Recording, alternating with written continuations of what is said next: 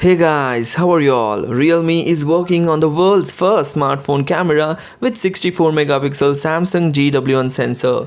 Now the company has given a first look of the camera unit of the upcoming smartphone. Realme has posted a teaser image of the phone on Weibo, the Chinese microblogging website. As per the image, the Realme phone will have a quad rear camera setup. As you can see in the pictures, the cameras are aligned vertically on the left side of the phone with the flash sitting right next to the camera sensors. The 64 megapixel GW1 sensor lies on the right on top, having an yellow ring around it. Further, the post also reveals that users will able to shoot ultra high pixel images with a resolution of 9216 x 6912 using the 64 megapixel sensor that will capture enormous amount of details.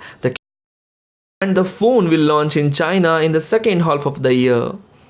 Realme India CEO Madhav Sheth recently confirmed that the company is working on a phone with Samsung 64 megapixel ISO cell GW1 sensor and that it will launch in India in the fourth quarter of 2019. Now the new post on Weibo suggests that the phone will be launched in China first and then will be in India.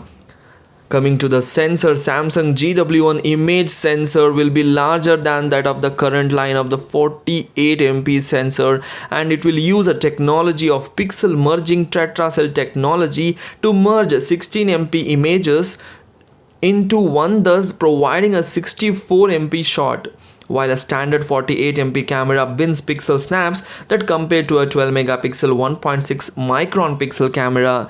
The 64 MP GW1 sensor will bring the pixel binning equivalent to a 16 MP 1.6 Micron Pixel shot.